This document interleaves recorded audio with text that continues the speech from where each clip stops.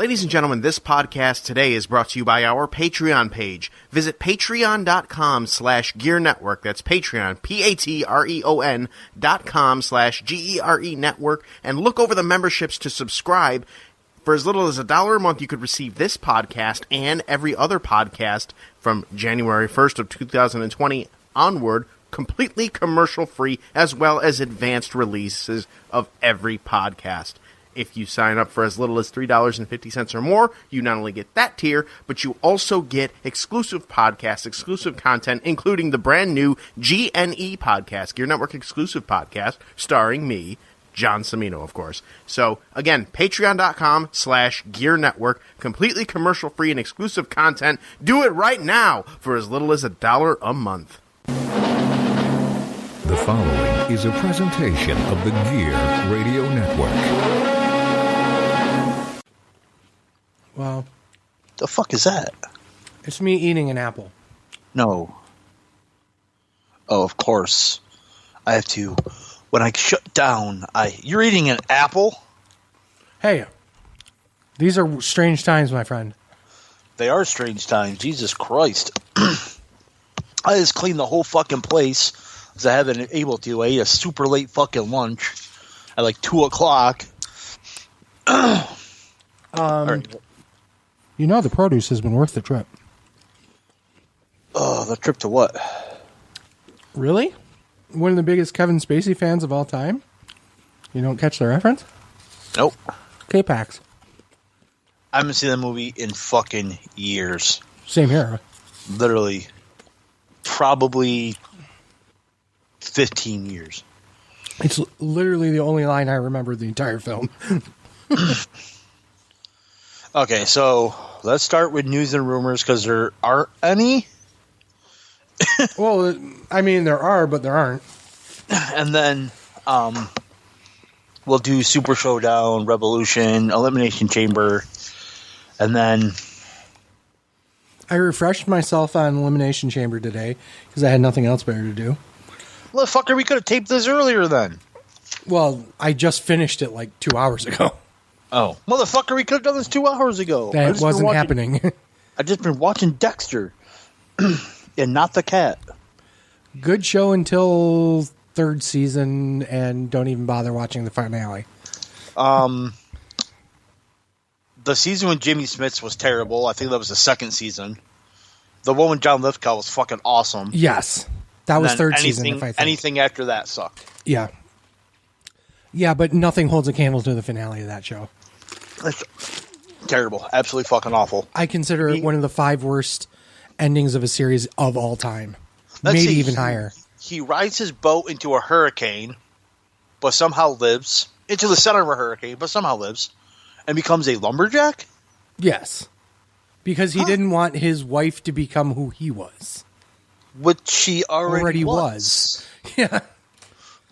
And left his kid because he didn't want his kid to become who he was. Except she is. Yeah. Right. We won't even go there. And also, brother, sister kissing, probably not a good idea. No. Yeah, Super Showdown, Revolution, and Elimination Chamber. Why did we do this to ourselves? Well, it won't be long. We'll have only one show to cover. And then... Did you watch either one of the SmackDown or the Raw? No. Okay, I watched both of them. And as much as I don't want to talk about them, I should talk about them. Okay. Because, spoiler, this is probably what it's going to look like for a while. So, Fat Man. Sleazy, you ain't dead yet? Are you? Yeah, I'm dead. I'm a ghost. Well, welcome to the wrestling show with Sleazy and the Ghost of Fat Man. Brought to you by the Gear Network. Yeah. Boy, why don't you find some enthusiasm? Why don't we talk about such great shows like Super Showdown? Oh. Well, at least we can talk about WWE's Elimination Chamber. Well, at least we got WrestleMania coming around the corner. Oh, well, fuck it. Let's just continue on with the show.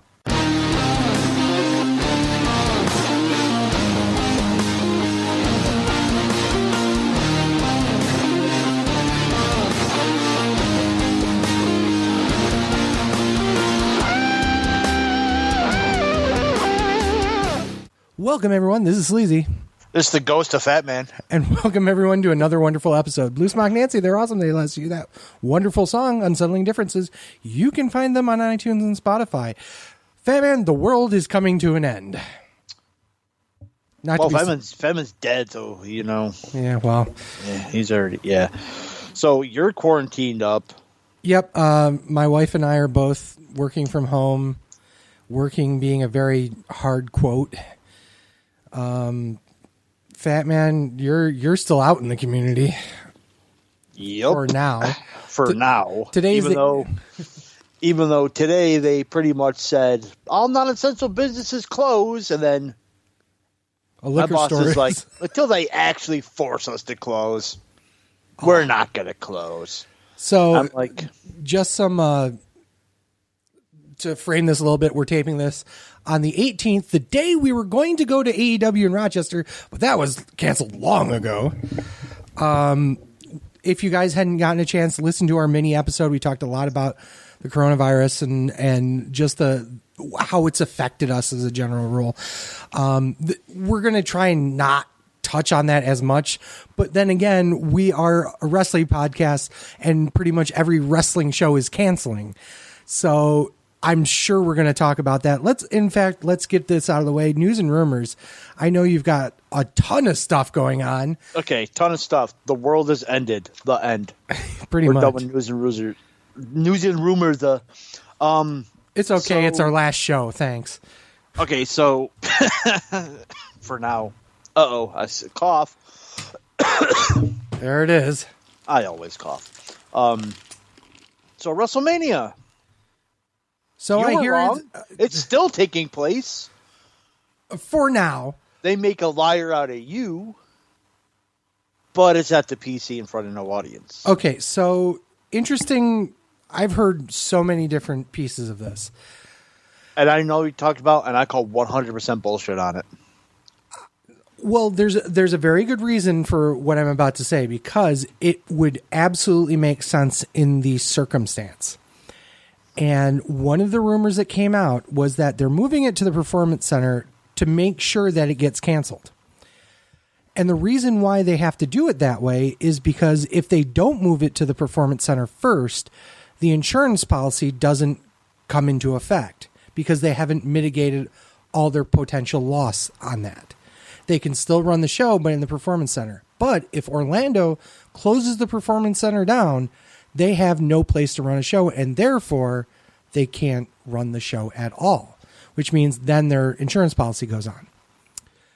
So there's already been a rumor of what would be the contingency plan if they actually do not run WrestleMania.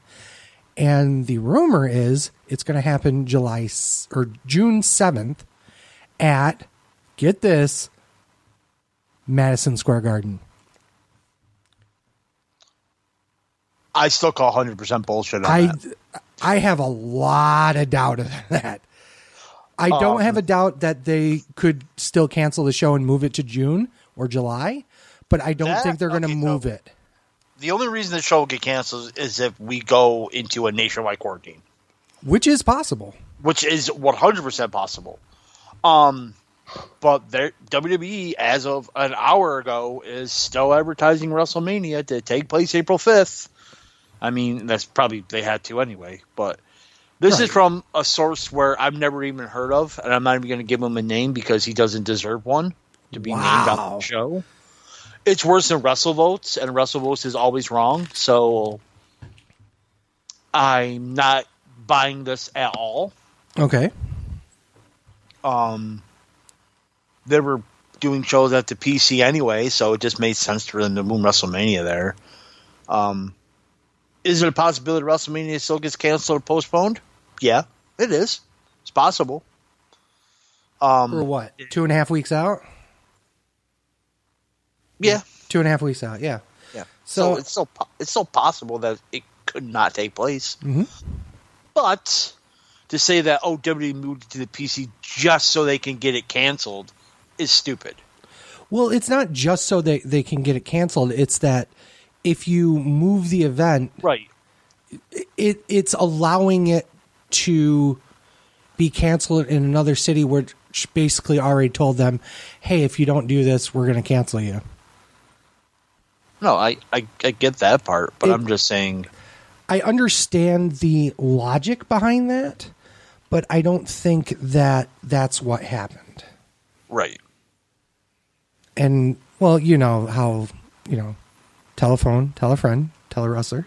Mm-hmm. I mean, there's really no rhyme or reason to what anyone's doing right now. So it's very possible that that show could absolutely happen in the Performance Center. It's also very possible that they just go, no, we can't do it, and then move it. So we won't know until literally April 4th.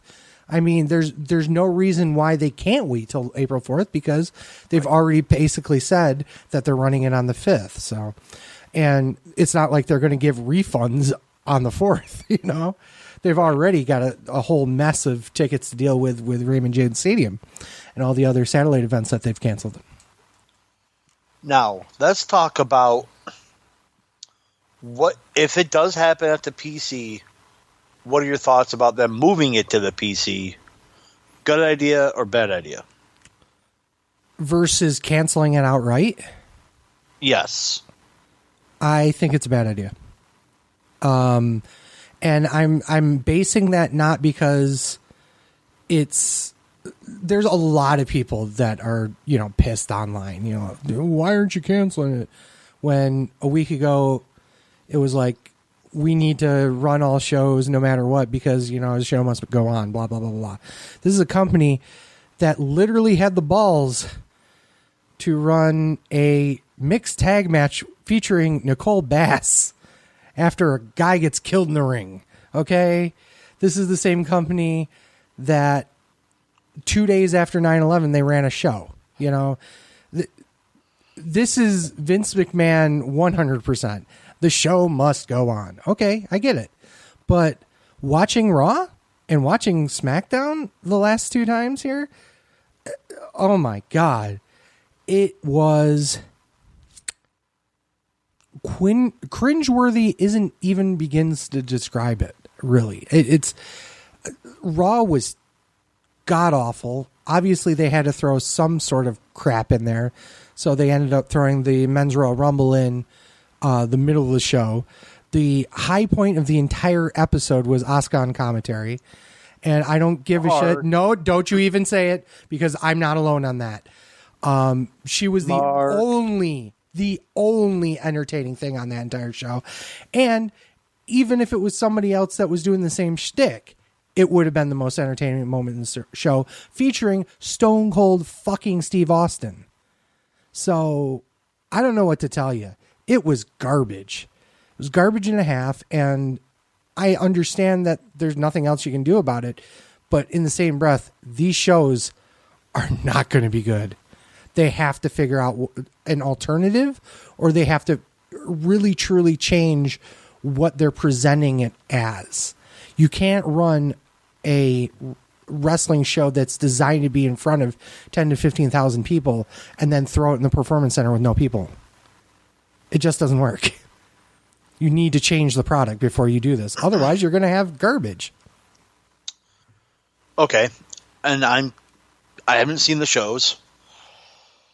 So when I first heard about them moving it to the Performance Center, everyone and their fucking mother goes, why aren't you canceling it? Why aren't you postponing it? It's going to be what you said, garbage. And I'm in the thinking of, shut the fuck up. They're trying something to give us content when literally no one else can. Be happy that they're running a show for you. Garbage or not. Should it be canceled and postponed? I absolutely believe it should be. but at least they're trying to give us something. I am admirable. It will be garbage, and it will probably 100% be garbage. And they can't have it 9,000 hours long with no crowd. They got to have it 2.5, 3 hours max. Well, the fun part is they don't have to worry about crowd fatigue. True, but at the same time, there's no noise. So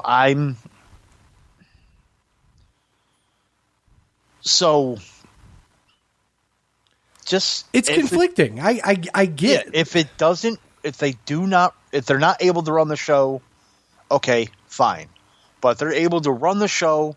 Let them run the show. Stop fucking bitching. Stop being fucking assholes about it. Let them fucking just try to give you something. And I commend them for it. Is it going to be garbage? 100%. But you guys are going to complain about it if it was the front of the fucking 70,000 seat in a 70,000 seat stadium or in front of no one. You're going to fucking shit all over it anyway. But fuck you. That's just, at least they're fucking trying to give us regular new, well, because they aired the men's Rumble match. But anyway, but at least trying to give us something to watch. I don't disagree with that. And I think it's admirable that they're taking a step to try and give us content. But I also believe that I think they're going about it the wrong way. I think they should run a show on April 5th. Okay? I do agree with that. I don't think it should be WrestleMania. I think it should be a way to give them... I don't want to sit here and say that they should give the WrestleMania card away. I feel like that there are certain matches on the WrestleMania card up to this point that shouldn't be there. I mean, you're I hate saying it this way, and it sounds so fucking prickish, but I don't care. And I've gotten myself in trouble a lot lately on Facebook, but whatever. You're wasting money on shows featuring guys that you've paid a lot of money for no reason. No, I agree with that. And like the AJ Styles Taker thing's going to be a hot mess at best. I want to see that when there's an aura of holy shit, this is amazing, this is an electric moment, not in front of zero fans and Triple H making fun of the fact that the crowd response is electric here, you know. And with all due respect to Triple H and everyone on the commentary team, it's funny, it's comedic, yes, but in the same breath, it's very noticeable that there's not a whole lot of actual content going on here. And I guess that's the big fear here, is that they're going to run a WrestleMania style show in the Performance Center with no heat, no content really. I mean, are you really going to run a 15-minute AJ Styles Taker match? I hope not, but they're looking to do so. I mean, having Kevin Owens versus Seth Rollins, that match actually makes sense a little bit in the Performance Center. And they've catered that match to be because of the Performance Center. It was a nice promo they did on Monday about it. Outside of that, it's like we really need to bring in Brock Lesnar and Bill Goldberg to the Performance Center? Really? Do something different. Do something different. There's the thing. Okay. What do you want them to do? What I want them to do is to run matches that we wouldn't normally see that would work well with no fans. So you want them to fly people from all over the country to go to Orlando? No. Well, that's what you're saying. No, I didn't say that. You've got an entire locker room of NXT stars right there. Do your takeover on April 5th. Simple as that. Don't do WrestleMania. Do your takeover. You were going to do a takeover. Do the takeover on April 5th.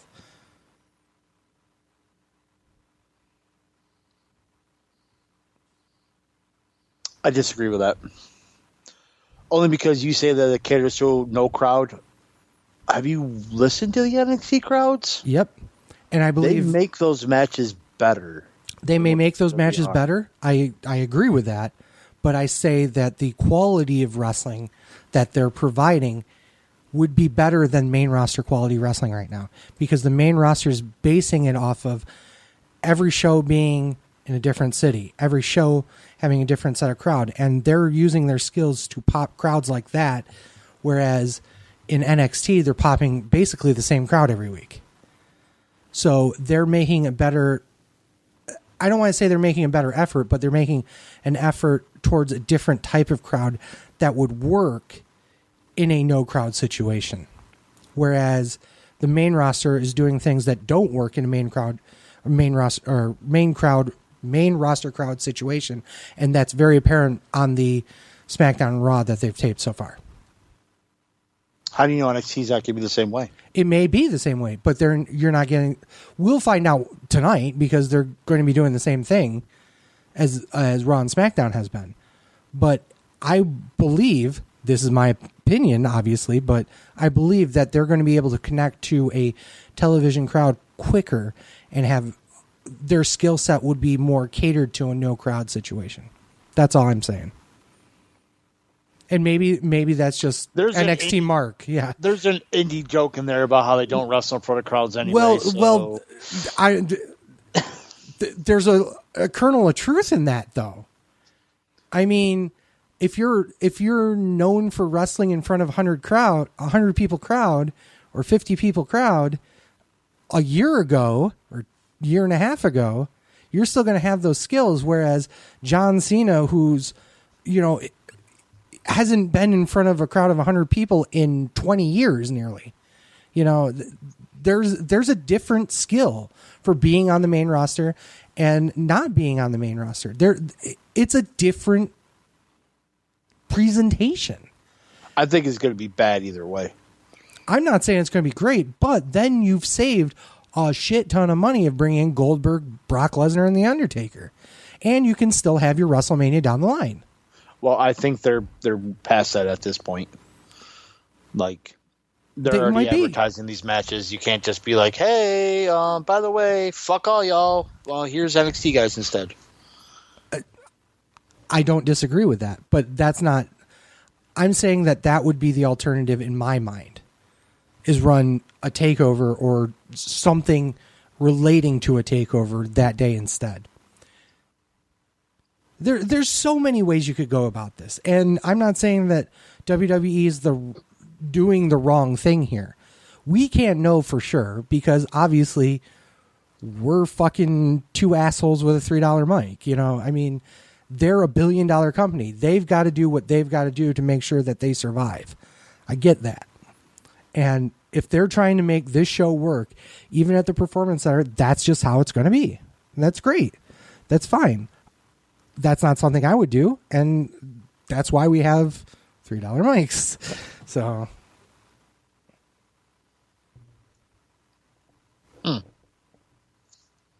Excellent commentary there. That's right, JR. No, but I don't. Either way, people. My stance is shut the fuck up. I think it's an admirable stance. Just shut the fuck up and be happy that they're running a show for you. Yes, the WWE universe. Are they overpaying talent to be there? Absolutely. Mm-hmm. But they just got a $2 billion TV deal. They'll be okay. They're doing this for you to give you some content in this time. Shut the fuck up. Let's not criticize it. Let's applaud them. Is there different things they could do? Yes, but shut up. And that's a very valid way of putting it. And speaking of shutting up, I want to fucking shoot on Marriott. Go for it. So, this has been resolved, but we need to talk about it. Yeah, absolutely. So, High Spots, who runs WrestleCon, was going to hold it at a Marriott down in Tampa. Well, Highspots tweeted out that the Marriott is seeking damages of about $119,000 in lost damages because they pulled out. Because they were told to not run it. Okay. Fuck Marriott. It's been resolved. The higher ups at Marriott told them, don't worry about it. But then I was scrolling Twitter when I woke up this morning, and somebody tweeted that an employee at Marriott filed for unemployment because obviously hotel workers, they're out of jobs down there, I guess, somewhere. And they weren't laid off. They are on a 0-hour schedule and therefore can't get unemployment. Because they're still technically employed, but they're still technically employed, but not working. Well, that doesn't work for one reason, for multiple reasons. One of which is the fact that's considered being fired via how do they put it? There's a particular provision in the New York State labor law. Obviously, this was a different state, so it doesn't work. Right. But there's a statute in there where that if they lower your hours to the point where it's not a feasible job, they've effectively fired you, even though haven't actually said they fired you, right. And it's to get around those companies that are trying to do it, so they don't have to pay out unemployment insurance. And apparently, Marriott has decided that that's a good idea. Let's see how that goes. Well, they're going to get sued out the ass. Yep.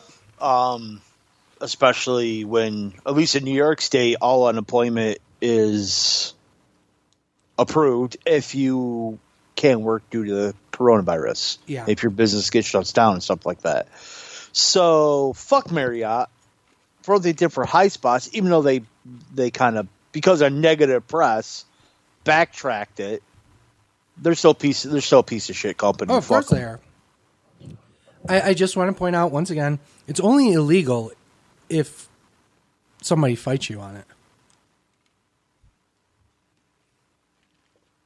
You're only illegal if someone fights you, and no one wants to fight you because they're like, don't want to waste my time fighting that fat fuck. There is, and God damn it. Shut the fuck up, Mike. Because I'm about to go on like a 25-minute rant about the legal system now. And that's not the show today. I'm trying not to be the show today. Quarantine has made Sleazy a little antsy. You're damn right. I haven't left the house in 36 hours. I'm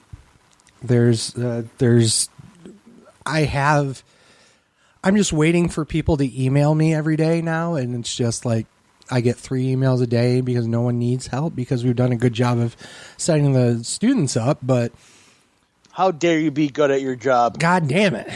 Yeah, I know. It's a problem. It's an issue. I ended up watching 2 out of the 3 shows that we were planning on reviewing today.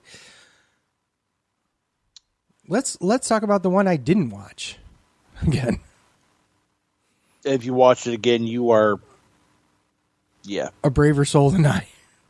So full disclosure, I watched this the day after it happened. No, it wasn't the day after. It was like the weekend after. What, Super Showdown? Yeah, Super Showdown. I assume we were transitioning into Super Showdown. Yes. I watched it once and watched it as a very hard quote once again because I did a lot of fast forwarding. I got through the show like an hour quicker than what the runtime was. It literally took me. I had to start and stop it a lot because it was okay. Let's just talk about it. It happened February 27th from Riyadh. You're already blown up. It's the coronavirus. I don't even want to talk about this show. I don't want to. I want to point out that the last 3 shows that we're reviewing are going to be the last 3 shows that have people at it for a while. This is the best. This is what we have to look forward to. A lot of watch along, guys. Yeah. A lot of watch alongs. A lot of watch alongs where my internet fucks up. Okay, so some gauntlet match for some stupid ass trophy. Yeah, oh God, I forgot about that. R-Truth versus Bobby Lashley versus Latin Flair versus Eric Rowan versus AJ Styles versus supposed to be Rey Mysterio, but the OC took him out, and the Undertaker shows up because question mark. Match with 32 his name is Mark Calloway. Match with 32 minutes and 53 seconds. Meltzer again did every match in the gauntlet match, so I just took the average of him. He gave it 3/4 of a star. That was an average? The average was 3/4. That's phenomenal. Considering 3/4 of the match was anchored by fucking 2-time NWA champion R-Truth. Man, this was bad. None of the competitors gelled together at all. Nobody did. I think it was a mistake to have R-Truth anchor the match. But I guess if you were going to have Taker win, why not have Truth try to get a rub? Look who he beat, though, up to that point. Half star. It was bad. Styles losing to a single choke slam was kind of curious, and he did it again at a limit while he got kicked in the face afterwards. But yeah, it was. I mean, he didn't even have time to take off his jacket. I don't think he had time to. He just didn't want to. Just didn't want to do it. It was bad. I remember that. Barely remember that, but so the King of the Mountain is the Undertaker? I guess. Okay. And it's because fuck you, TNA. It's never heard of from again. Yeah. SmackDown Tag Team Championship, the New Day defended against Miz and Morrison. Match with 13 minutes and 15 seconds. Fuck, Dave also gave this 3 stars. I don't remember it being a bad match, but I don't remember the match. Why was there This Is Awesome chants during this match? Well, in comparison to what they watched it for, it was probably amazing in comparison.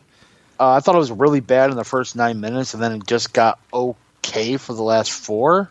Okay. It was an okay match for a house show? I can't read it. I don't remember it enough. I just remember it being okay.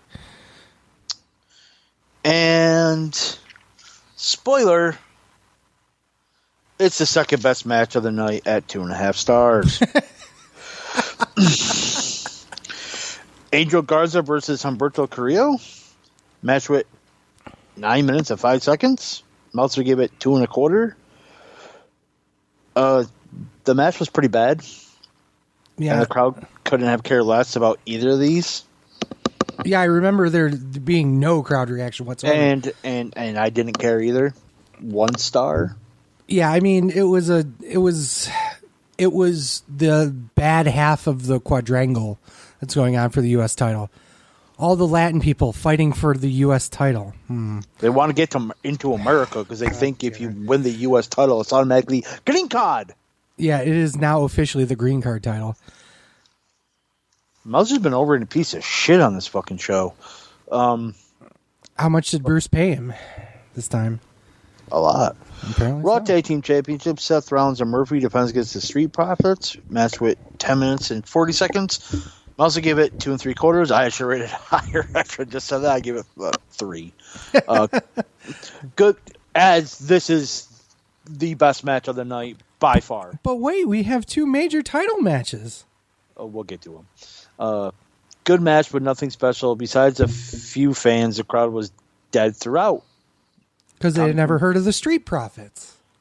They were the actually most over part. So, yeah. Ziggler versus Mansar. Not Mantar, Sleazy. I'm sorry. It wasn't Mantar? God It wasn't damn it. Mantar. Match with 9 minutes, 20 seconds. Fuck, Dave Meltzer gave it an okay match for a house show. I gave it 2 stars. Literally, my notes on the match was, it was decent. It was decent. You could tell I just did not give a shit up to this point because it took me start, stop to get through this. Oh, yeah, absolutely. It was not the barn burner that the Cesaro Mansoor was. That's for damn sure. Because fuck you. WWE title match. Brock Lesnar defense against Ricochet. God damn it. Match with a whopping 1 minute and 30 seconds. Meltzer gave it -1 star. I gave it a dud. What was the point of this match? Ricochet gets 0 offense. Not even a fucking punch. Seriously, what was the point of this match? I don't know. I really don't know. What the fuck? You literally could have put R-Truth in the match and it would have been the same exact match. What was the point of sending these guys halfway around the world for a 90-second match that did neither guy any favors? Yeah, it made Brock Lesnar look like an idiot because he couldn't even fucking put him away in less than 90 seconds. And it made Ricochet look like a fucking goober.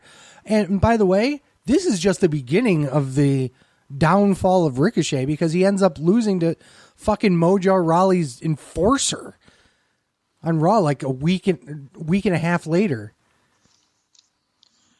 Yeah, it was not good at all. I want to be up against Brock Lesnar. Now I can't beat Mojo Rawley's second. Speaking of bad, steel cage match. Roman Reigns versus Braun Strowman. Baron Corbin. King Corbin. Might as well.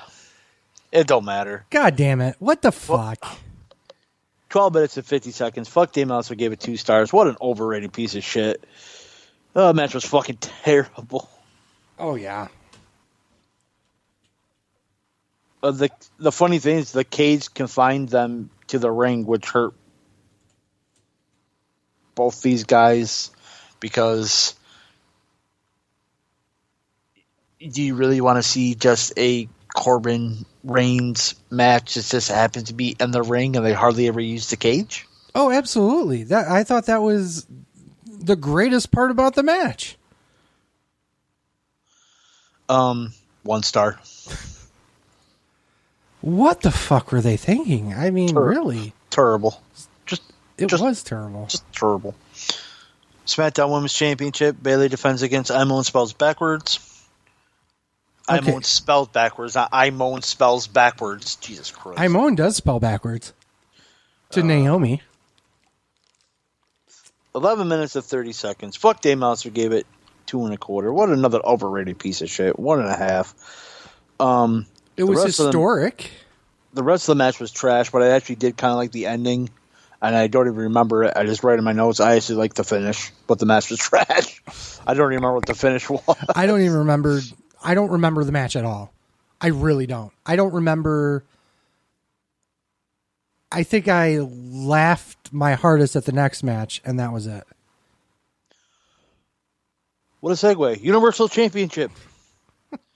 The Fiend, Bray Wyatt, defense against Goldberg. Match went 3 minutes. Meltzer gave it a 1/4 star. What an overrating piece of shit. Oh, definitely overrated piece of shit. It was a dud. So, let's get this straight. 4 spears and a jackhammer puts the Fiend away in 3 minutes, but Rollins destroying him inside Hell in a Cell, and then a Falls Count Anywhere match, and Danielson whipping the shit out of him with a strap does nothing?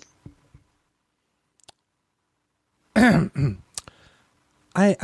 have to get out on my high horse and say, I believe I predicted this. Yeah, you did. What in the fact that I predicted it means one thing. That I finally tuned into WWE booking. Because I thought of the worst possible idea, and then it happened. God damn it. What the fuck was this? I mean, he couldn't even get him up for a jackhammer. Let's put that out there. Number 2, what were you thinking? And yet, it was really the only thing they could have done. You had to have Goldberg beat him because you made him too powerful. And there is nobody on the roster more bulletproof than Bill Goldberg. He murked Brock Lesnar. Yes. So you had to kind of do that. But in the same breath, it is the stupidest thing to ever do. They put themselves in the corner when they put the Fiend into a Universal title shot. Yeah, he didn't need it. He didn't need it. He legitimately didn't need it. You should have ran him against The Undertaker for WrestleMania. Or if you're going to do Cena, then book it before this. You know, you could have had a nice angle going with Cena for a while. You didn't have to have the Fiend use the title. He could have just kept murking other people left and right. There's no reason for that. You could have had... Oh, never mind. Go on. Say it. You could have had him go against the fucking... Oh.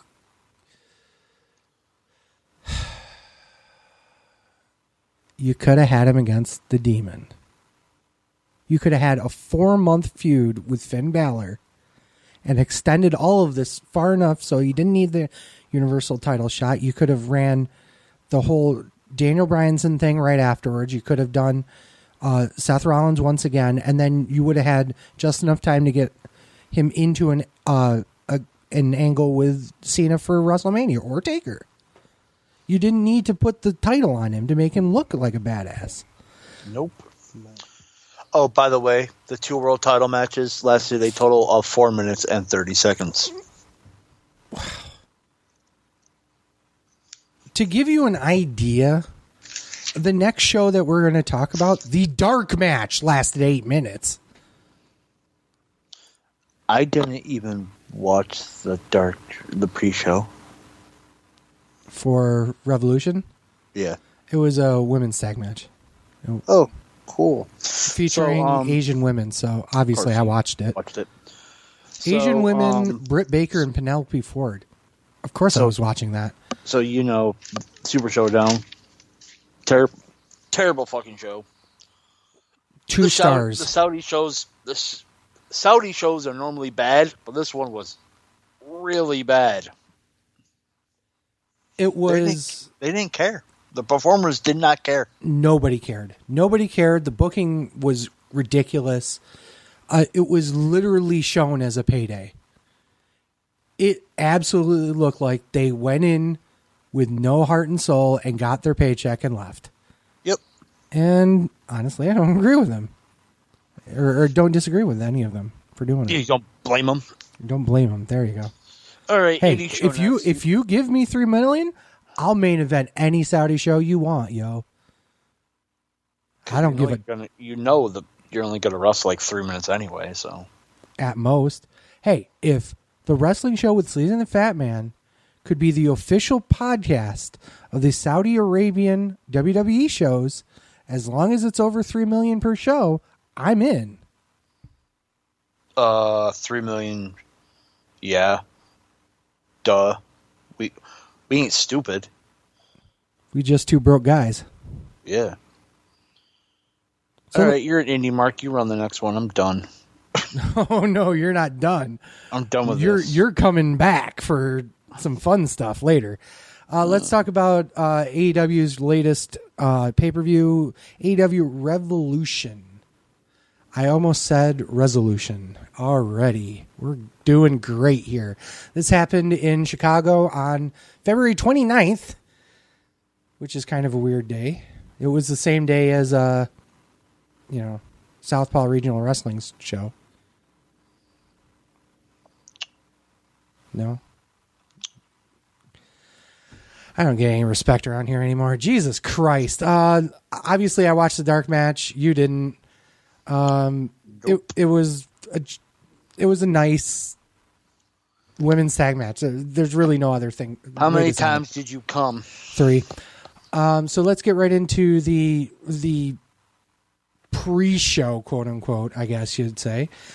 The pre-show match was the Dark Order, which is Evil Uno and Stu Grayson, versus SoCal Uncensored. They teased that the Exalted One, or whatever they're calling it, was Christopher Daniels, but it wasn't. It was a nice match, but it wasn't anything to look forward to, honestly.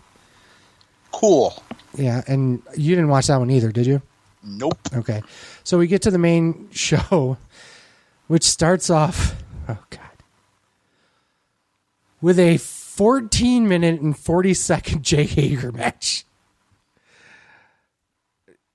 Why did they think that this would be a great way to start a pay-per-view? Honestly. And I'm not taking away from the two performers in the ring. It was just not the type of match that should have opened the show, in my opinion. It was Jake Hager versus Dustin Rhodes. Jake wins by a standing triangle choke, which looks really strange, honestly. It looks like he's just hugging him really hard. He's the Yeti! He is, well, at least the Yeti looked like he was intimidating. He butt-fucked Hogan. I mean, Ed Leslie did it for years, and look where he ended up. So what did you think about the match? Why do they keep showing, in my notes about, why do they keep showing Hager's wife? That's something that you would do for a face, not a heel. Yeah, that was kind of weird. And then I put first 5 minutes of the show in AEW as questionable booking. Surprise, surprise. And then they did that stupid spot with Dustin Kissinger. I'm like, oh, that's why they did it, for a stupid spot that did nothing for the match. Right. Yeah. Besides that, the match was slightly above average, watchable,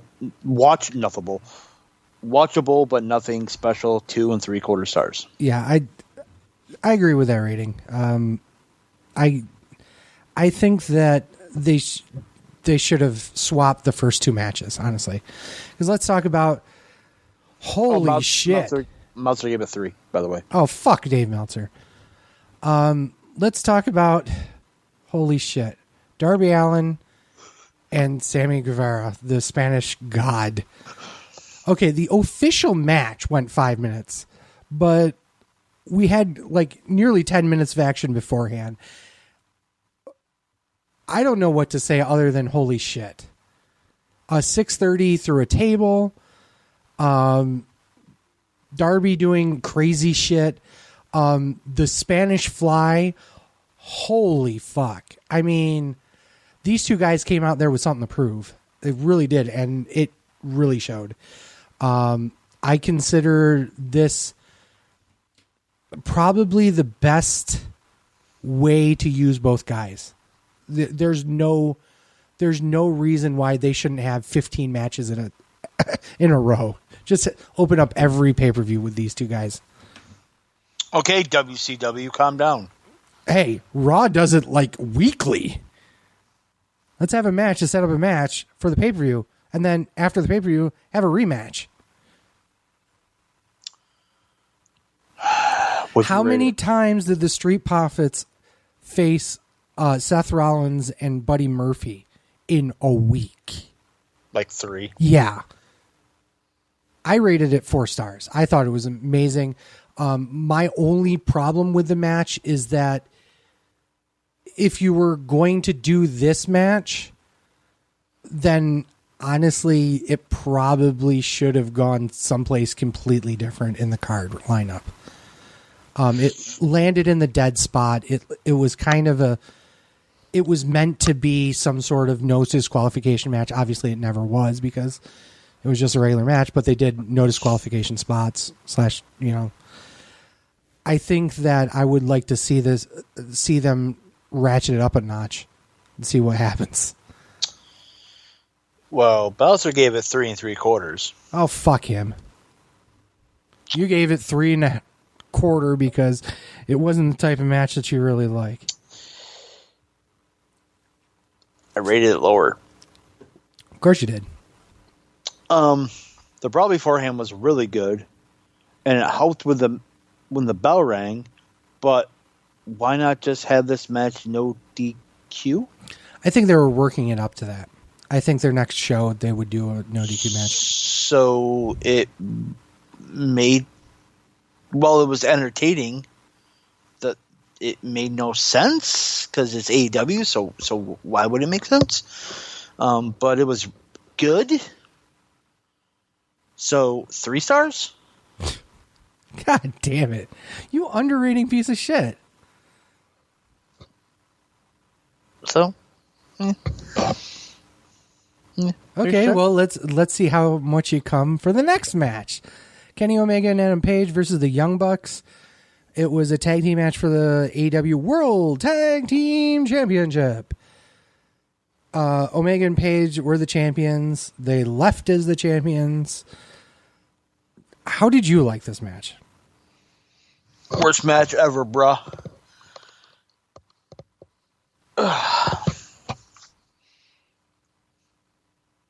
That's my analysis. Worst match ever. That's okay. You're going with that. Okay. Worst match ever. Okay, so we're going to skip on to Nyla Rose versus Chris Statlander. No, of course it was amazing. My concern about the match was that there was a lot of unrelated storytelling in the first half, if that makes sense. I mean, we were putting the pieces together. Is Adam Page and Omega going to coexist? And, you know, it's like Omega and the Young Bucks are best friends, but Adam Page is being left out and blah, blah, blah, blah. And they kind of furthered that a lot in this match. The match itself was great, but there was, and you're going to love me saying this, there's too many kickouts of just stupid moves that should not have been kicked out of. There was a moment where, oh shit, was it? It had to have been Omega and Page doing the high-low spot where they did the V-trigger buckshot lariat combo, which is their tag finisher, and he kicks out. No, come on, you guys. Come on. So that's less important than a one-winged angel? Really? Okay, whatever. But, I mean, there was a lot of shit like that was kind of getting to me a little bit. Because a lot of people are, you know... There was, at one point, they did a indie taker on the ramp, and it still was enough for Paige to get around like a minute and a half later to get interfere in the match again. It was kind of strange, but it was. That being said, it was still an amazing spectacle, and I still give it 4 stars. 4 stars? 4 stars after all that complaining. You rate Darby Allin. Yep. And Sammy Guevara. Yep. The same rating as this? Yep. And in fact, if you're going to give me both of them and say take one or the other, I'd still take Darby and Sammy.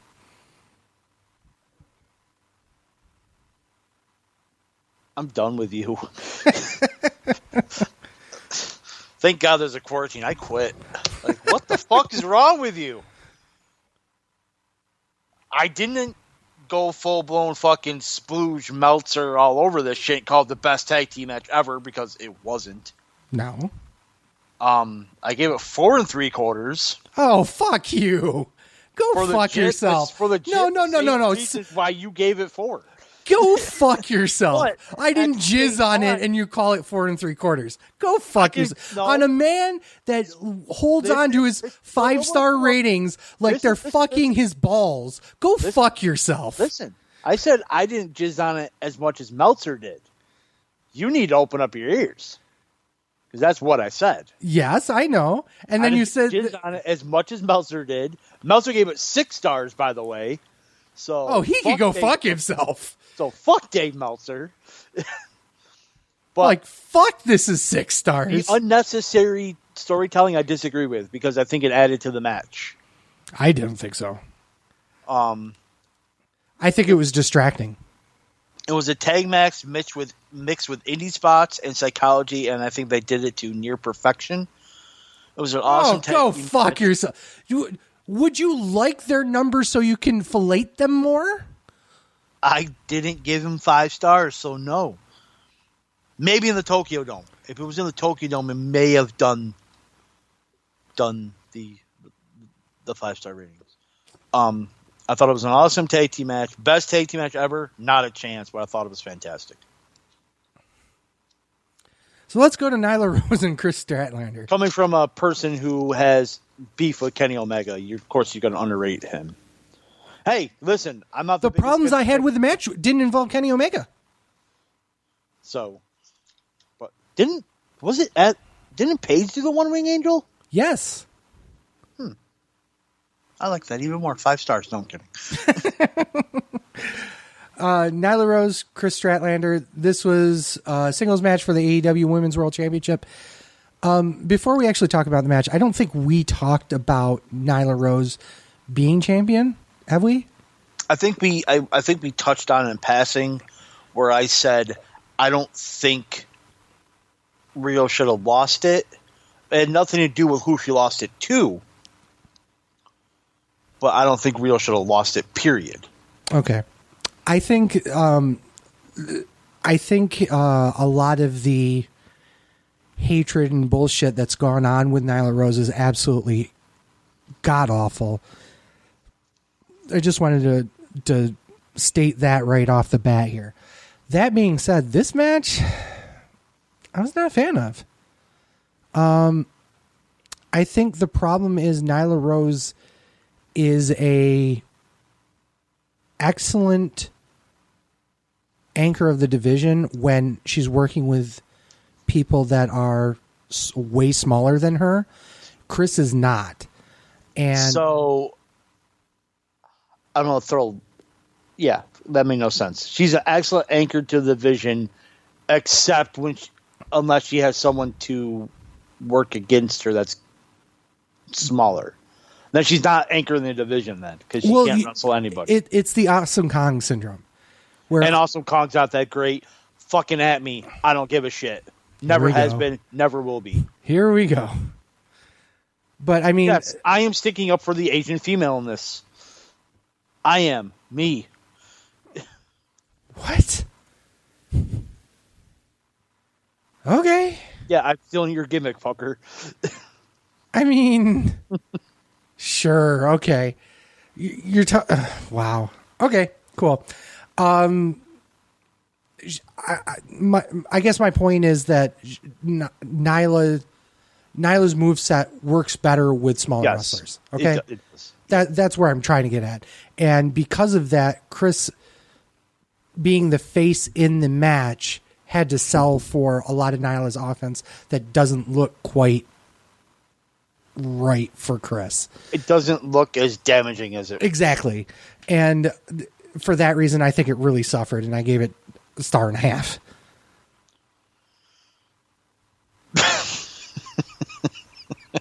Oh, God. Here we go. Get out of me, Corona. With lime. Better match than I thought it would be. Oh, Jesus Christ. Watchable, but nothing special. 2 stars? Oh, my goodness. So I'm wrong? And that's what Meltzer rated it? Oh, yep. God damn. Wow. Yeah, better match than I thought it would be at 2 stars. Hey, whatever at this point. MJF. Fuck you.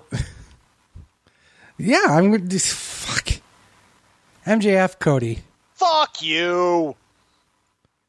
25 minutes of this. Double fuck you.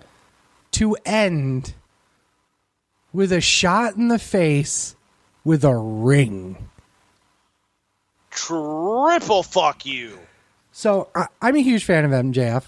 No spoiler there.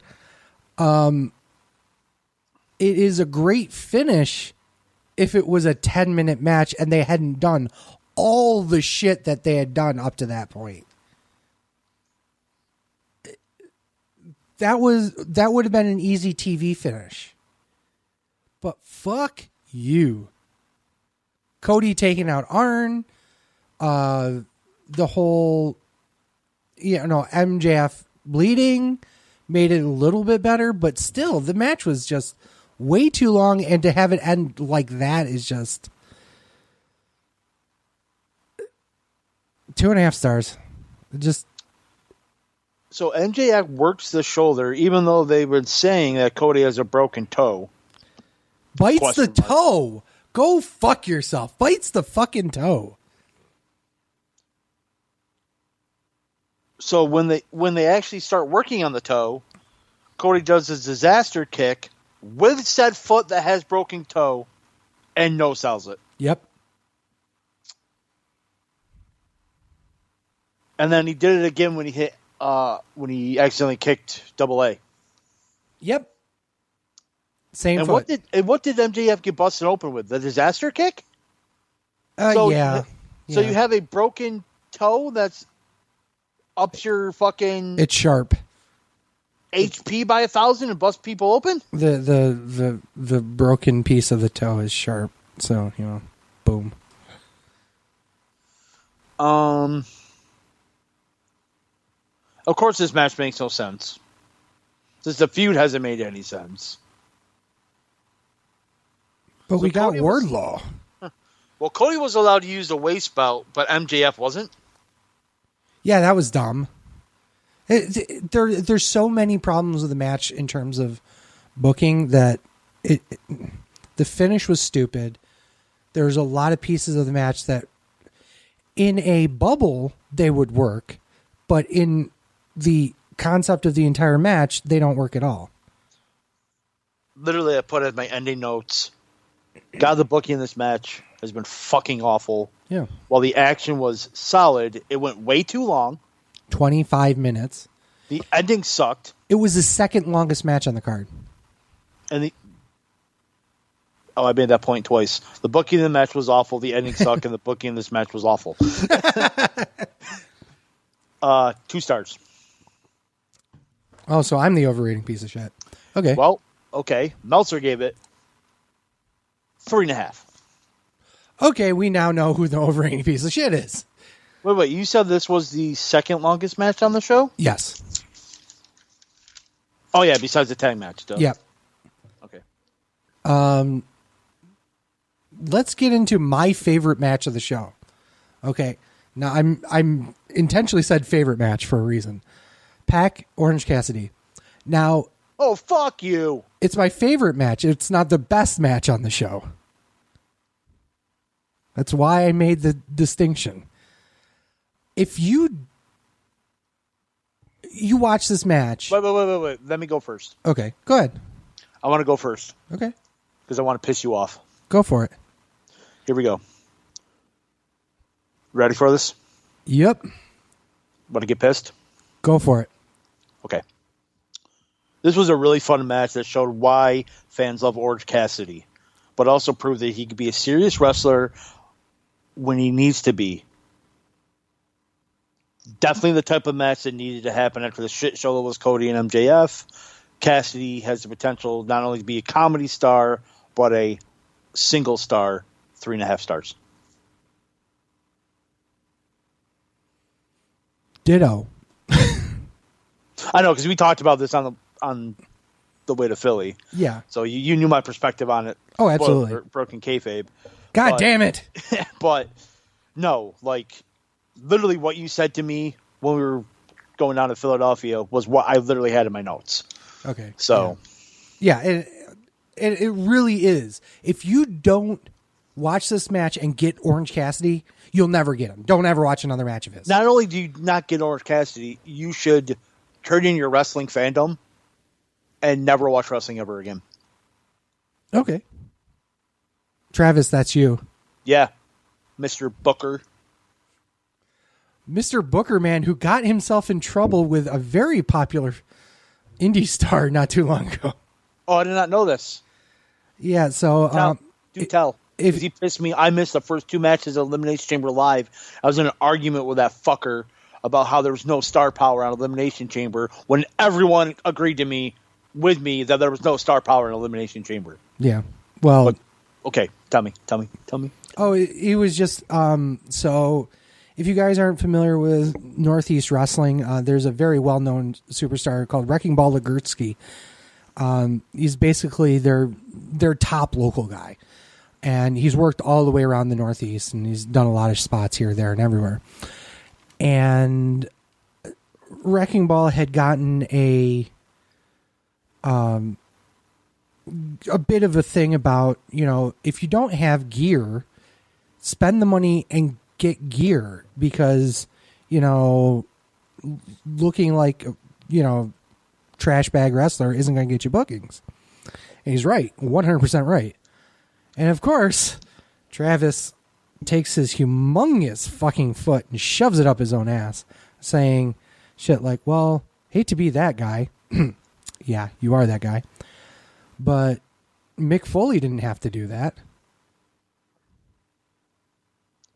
What? You fucking idiot.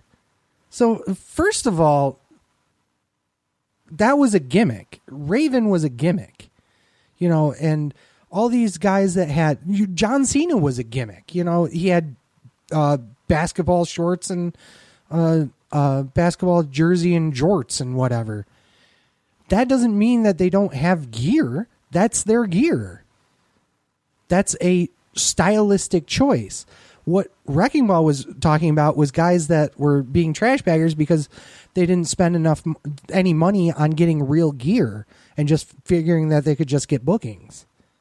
It was two completely different situations, and he got put on blast by everyone, including Wrecking Ball, over it.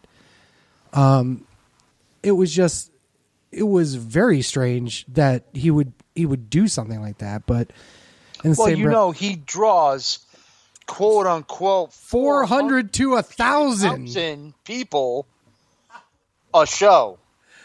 Oh my god, I saw that. That was funny. The guy that was trolling him was being a dickhead. Okay, to be fair. He was saying, and you know, there are other promotions that would fall in the same bracket, that you could also have empty arena matches like you're doing now. You're just missing 20 fans. And, you know, he got a little pissed about that. So he had to let everyone know that he draws minimum 400 and up to 1,000 fans at his shows. Okay, Travis. Please. We've seen the pictures. They don't lie. I really, and if I am wrong, I will donate $20 to the charity of your choice. But $20 Canadian, which is like 4 cents. No, American. no. $20 US, because that's how much I'm confident of this. If you can prove to me that you've drawn over 1,000 people, okay. Not him alone, not with a promotion through basketball, exactly, or hockey. You alone. Yeah, for one of your shows. If you can prove to me that NEW has, or even I won't say CAW because he wasn't the lone person in that. But if you run a show with more than 1,000 people at NEW, please, if you prove it to me, I will give you $20 to donate to any charity that you want. I'm not kidding. That is just... You know what you should donate to? Get in wrestlers' gear.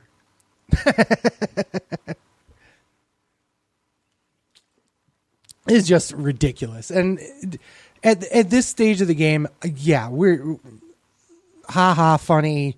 You know, every indie promotion is getting the whole, well, they could still run shows. They only draw 5. Ha ha ha ha. There are some indie promotions that deserve that criticism, but to sit there and whip out your dick and say, yeah, but I've drawn 1,000 people to places. No, first of all, don't feed the troll. Second of all, what the fuck are you doing? Because obviously you said it so you could screenshot it and post it on your page so you could show out your dick. So it makes nobody look good there. It really doesn't. And this got us from Orange Cassidy and Pac. Pac-Man. Okay. Pac-Man. Pac-Man? Pac-Man. Moxley and Chris Jericho. But no, Travis. If you don't like Orange Cassidy, then fuck you. That was by the by. That was the point we're trying to make. Yes. Moxley and Jericho, singles match for the AEW World Championship. Okay. So we've made weeks about the gimmick of Jon Moxley got stabbed in the eye. He can't see. He went to fucking Japan with a eye patch on. Okay? That's how dedicated he was to this angle. Just so literally at the end of the match when it doesn't matter, he takes off the fucking eye patch and shows, oh my God, I could see from the eye from the entire time. Except you wrestled an entire match with one eye anyway. What in the fuck is wrong with you? Who thought that was a good idea? I mean, it would have made some better sense if you did it halfway in. But why did you do that after all this? Oh my God. You made a huge fucking bullseye for Chris Jericho to keep hitting you in the eye, in the face, so on and so forth. But it made no sense because it was fine. But you were still handicapped because you didn't have the sight. The whole match, this is my notes, I swear to God. The whole match is based on Moxley's eye was injured, but at the end it's fine, question mark? Huh? What was the point? Why did they do that pre-match? Just have him hurt, or just have him hurt his eye in the match. That was really fucking stupid. It made no sense. I absolutely appreciate Moxley doing it, okay? And don't get me wrong. That kind of shit is amazing, and I love it. But there was literally no point to do it at the end of the match. No. None. He literally doesn't give Chris Jericho any offense afterwards. He literally does a paradigm shift, takes off the patch and shows, oh my God, I can see, and then does another paradigm shift and wins. So he's proven that he could wrestle against him with one eye. Way to make Jericho look strong. Huzzah. And part of the reason why they did this was that after the next pay-per-view, in theory, obviously that's all changed because of Corona. But the original thought was that Jericho was going to go off to tour with Fozzy. And if he was champion on the next show, it would have been the last show he would have been at before he went on tour. So they wanted to do the title switch beforehand, so it'd be a little bit more of a surprise. That's fine and everything. But what the fuck are you doing? The match also, I mean, 3 stars? I mean, like you said, the match revolved around the work on the eye, but it meant nothing at the end. Same 3 stars. Yeah. Another thing I didn't really like about it is Jericho's entrance was cool. It's a face entrance. Oh, thank you for reminding me. So you had who was it? Cody Rhodes. Cody Rhodes came out with to Downstraight's music, except they misspelled Downstraight's band name. And they were actually horrible They're live. God awful. I mean, that just proves that I would never want to go to a Downstraight show. But you're trying to do the same thing with Chris Jericho, but you can't do it with Chris Jericho because Chris Jericho made the music. So you can't really have Fozzy with Chris Jericho play himself out. So, okay, let's do a choir. Again, it was a face entrance also. It was absolutely the most face entrance that you could possibly do. And by the way, he's a heel. God damn, he's a fucking heel. God damn, double onions, double mayo, double cheese, motherfucker. The match was good. 3 stars. Meltzer gave it 3 1/4. Oh, sorry, 3 3/4. 3 3/4. I was gonna say. Oh, he gave Pac and Orange Cassidy the same rating, 3 3/4. Okay. So what did you think about the card as a general rule? That was a good show. I thought it was actually a really good show. It was the best show of the 3 we're fucking going to be reviewing. Oh, by far. But I think this is, I want to say that this is a turning point for AEW because now they're starting to figure out what they need to do to put a show together. There are still some questionable booking, specifically, unfortunately, with the people that own the company. But otherwise, it's really starting to come together, and I'm liking it. So here's to hoping that we have more good AEW shows. Yeah. Okay. Dave Meltzer gave the tag team championship match 6 stars out of 5, which is his highest rated AEW match. The second AEW match to break his 5-star rating. What was the first one? The ladder match between the Young Bucks and Lucha Bros. The one that did not even deserve 5 stars. Yeah, well, which you gave it 5 stars because you're a mark. Yeah, but of course, three out of the 4 people of that match are close friends with Dave Meltzer. I wonder why it's rated 6 stars out of 5. Elimination Chamber? Yeah, let's do it. Well, it's a show we went to live. Let's throw that out there. Yeah. Yeah. That's all we need to say. We'll just leave it at that. Okay, thank you guys for so much for listening. Peace. So let's talk about the circumstances around it. Let's talk about everything that we did. Yes, around it. Yes, I was going to say that. Let's talk about it because, yeah. So we got there Saturday night. Sorry, we stayed. It already bored you. Stayed on New Jersey side. Brooklawn, New Jersey. By the way, Brooklawn, New Jersey has a Motel 6. My honest review of the place is, oh my God, Go what the fuck? Yourself. I mean, and this is no joke. This legitimately happened.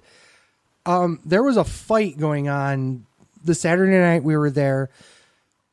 I'm pretty sure we had gunshots. And we found somebody's underwear in front of our door. And that was just night 1. I found the underwear. You found it. Yeah, you're right. You found the underwear. I was like, Sleazy, why the fuck is there underwear there? And you're like, huh? Yeah. So I had to take a shit because, I mean, who's not going to take a New Jersey in New Jersey? I mean, that's you were looking forward to that way too much. And the water pressure wasn't great. So we had to kind of take pisses into the shower because our toilet backed up from my massive shit. Well done. But then I finally got it down, and then Smarley took a piss, and then his piss also plugged the toilet. Wonderful. So, yeah, we had, like, no toilet. There was no shower pressure.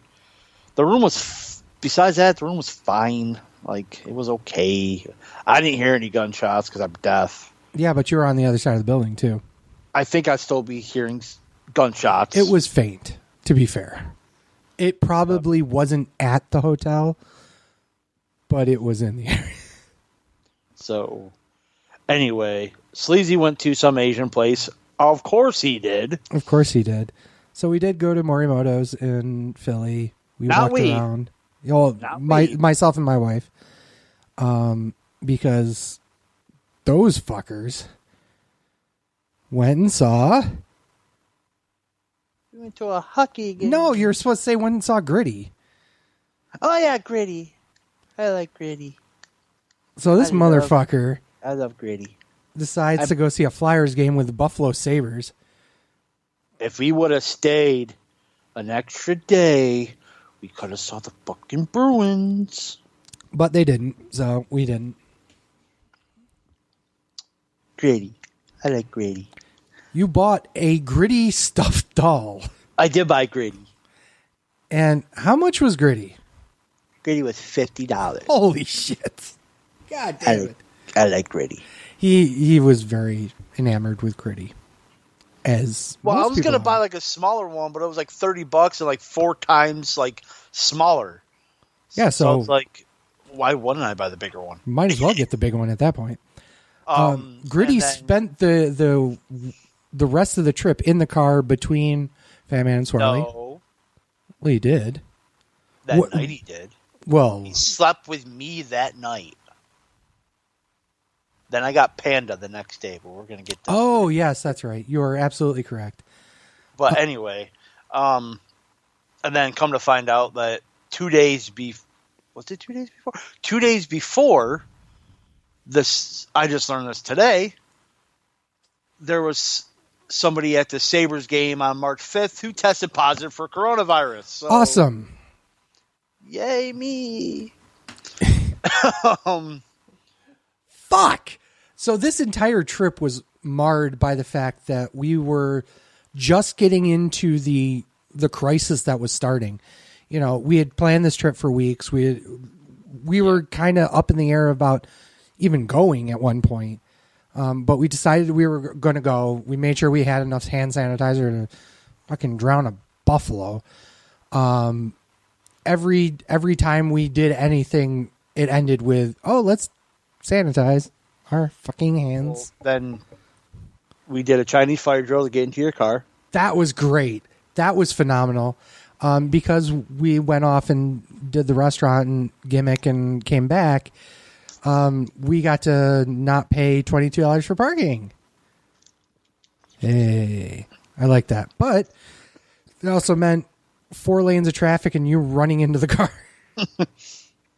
And then we went to the casino where Sleazy lost money. Yes, and you won just enough to cover Gritty. And I won enough to cover Gritty. I like Gritty. Yeah, well, fucking poker. Goddamn fucking poker. I play 2 hands. I played 2 hands. Yeah. So. I mean, that's what happens when you're card dead and you try and, yeah. When you flop top pair and the asshole sandbag and aces behind you, you're kind of going to get fucked no matter what. Yeah. Oh, well. Shit happens. And, okay, so then we went and did the Rocky Steps the next morning, which is on our Facebook. Mm-hmm. Well, one of us attempted it. I walked up them.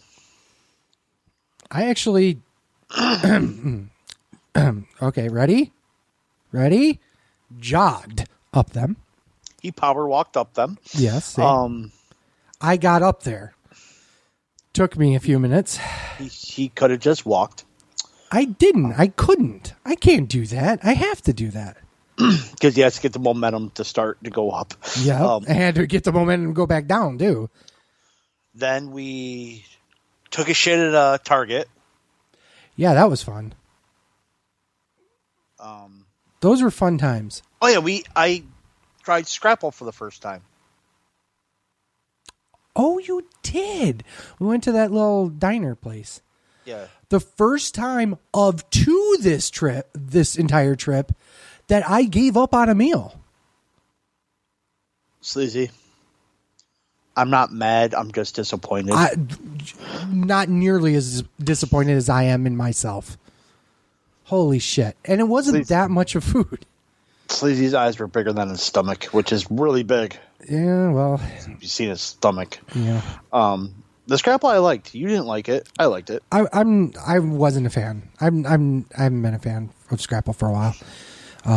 Michelle bought some the last time we went down to Philly so she could make it, and I was just no thanks. And then went to IKEA. Yeah, your first time in IKEA. How was that? And my last time in IKEA.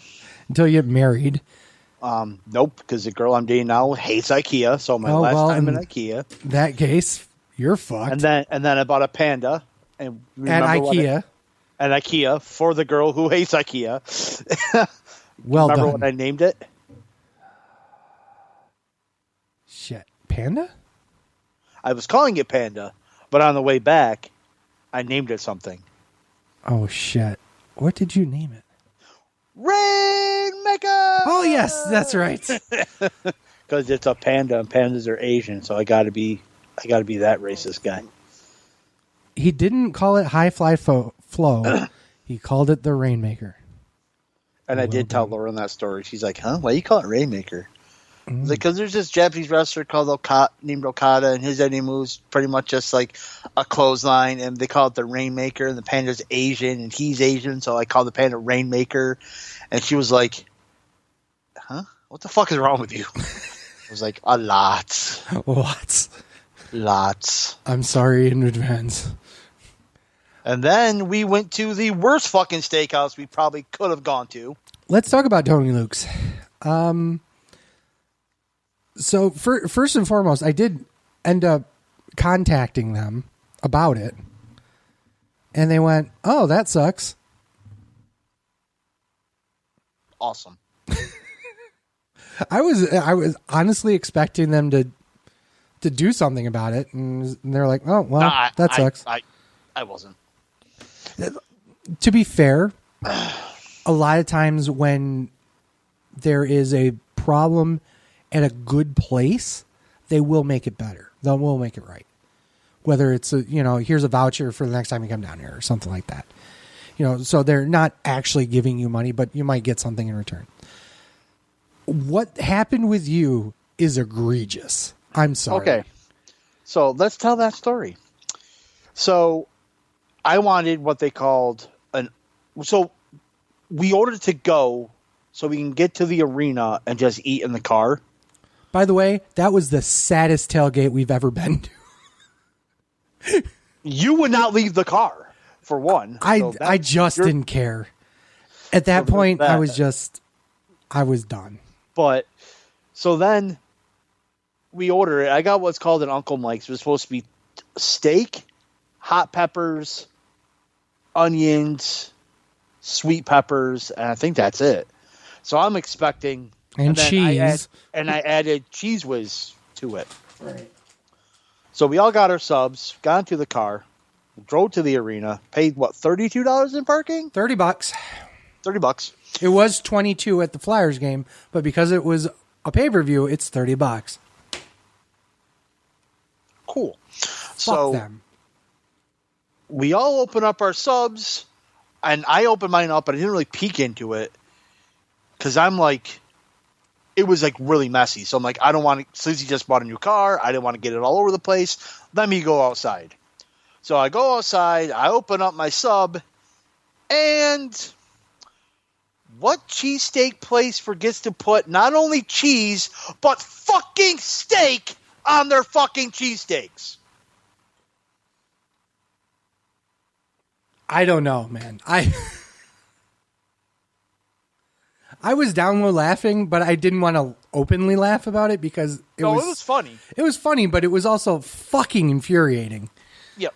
Because we couldn't go back to Tony Luke's. Because we just already paid for parking. Yeah, it would cost us more to go back there, to leave the parking lot and come back. Right. And at that point, we had gotten there intentionally early enough so we didn't have to worry about parking all that much.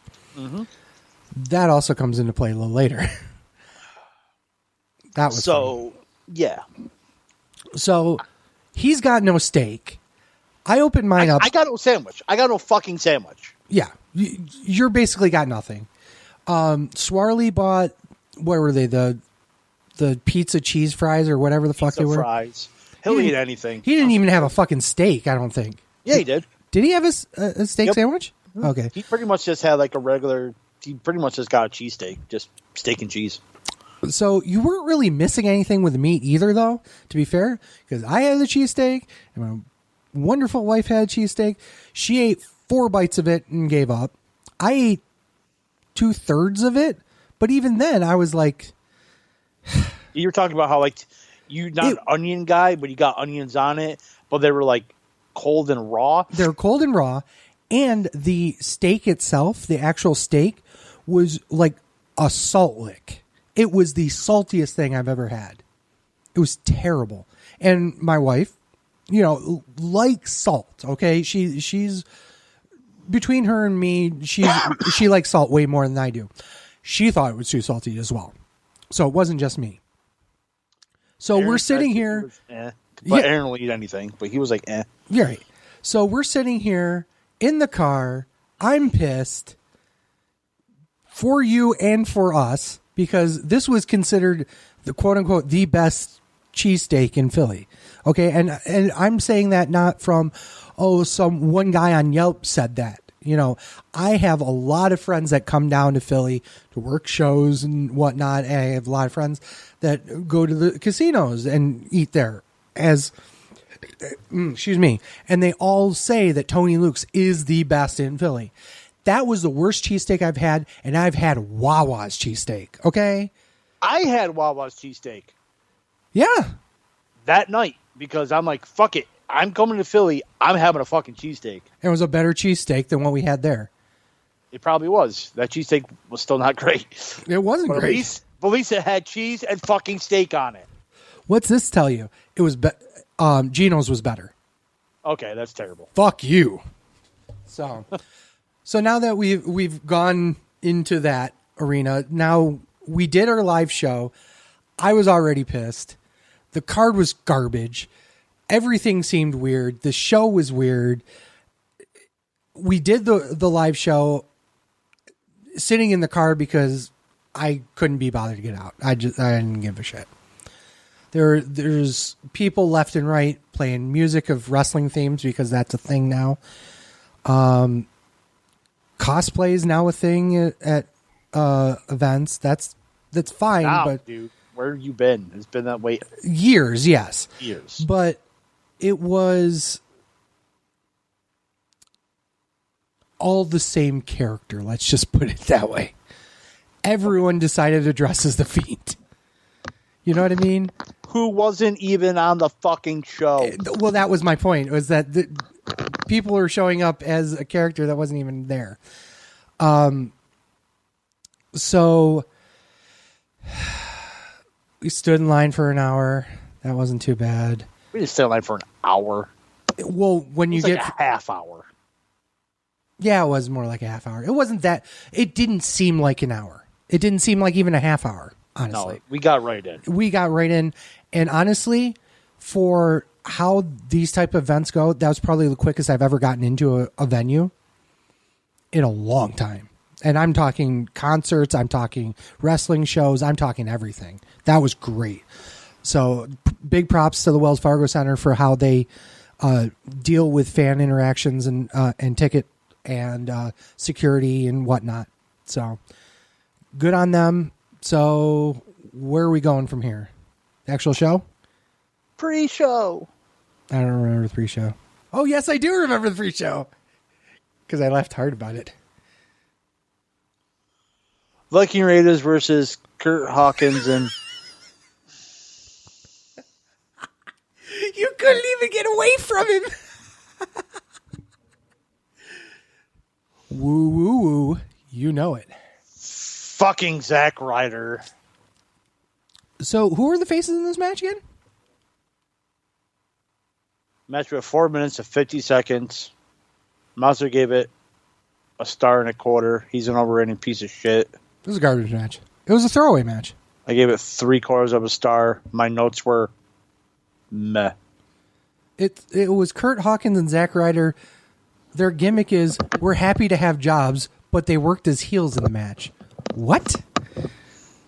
And you kind of had to because of, spoiler, later things that happen. Oh, this show is going to get worse before it gets better. Main show. Really? Main show. Mm-hmm. Daniel Bryanson versus Drew Gulak? Okay, so it gets better and then it gets worse.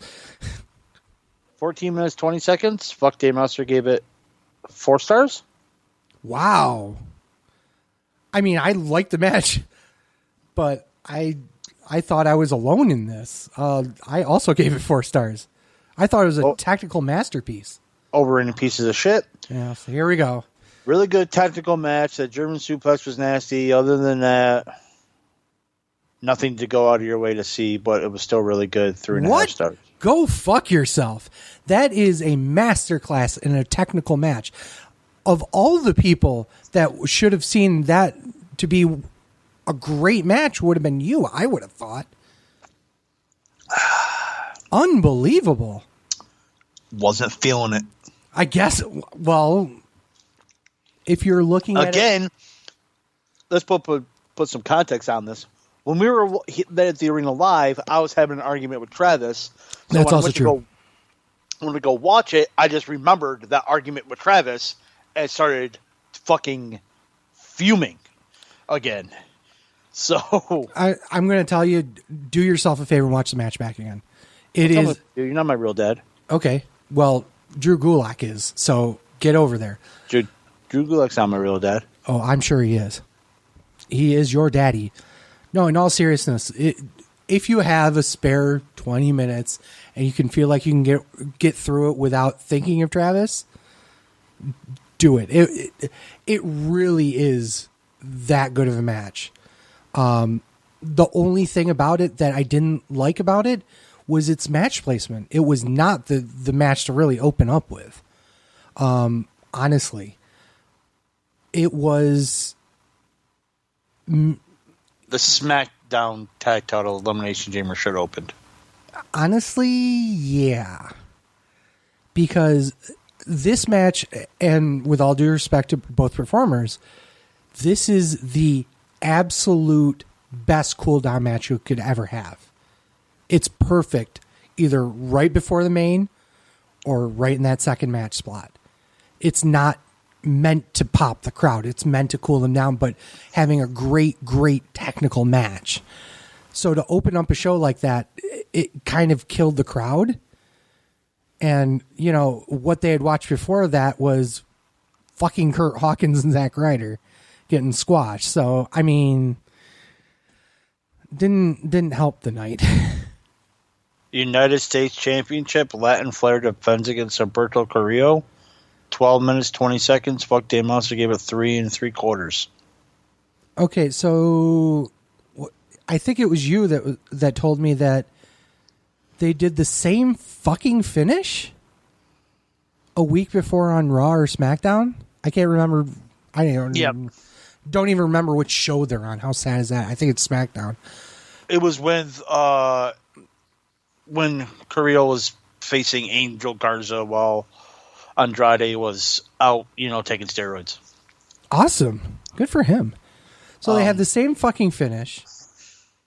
Kind of a weird match. It was decent, but it was just like, it's nothing they haven't already done before. Right. I said it was a good match, but it's been like the same match between these two they've been having. Carrillo keeps losing against Andrade, which makes his feud pointless. Why continue having matches after matches after matches if one guy's going to win all the time? Yeah. 3 stars. He loses the non-title matches, but wins the actual matches for the title. It's like, and then you wonder why he's not a credible champion. 3 stars. But it's okay. They're all chasing the green card belt. Oh shit, yep. We've already made that joke before. Just like the match. Yup. Elimination Chamber match for the SmackDown Tag Team Championships. The Miz and Morrison defends against New Day, Usos, Heavy Machinery, Lucha House Party, Dolph Ziggler, and Robert. It was the best match of the night. Yup. In a walk. Yup. Still wasn't the great one. Nope. Okay, this is the first time that they had a tag match in the new chamber. In the new chamber, yes. New chamber. And I want to make that specific because it looked kind of tight in there, especially for some thick boys. So, this is the one match where I have like live and TV kind of like separate notes for it.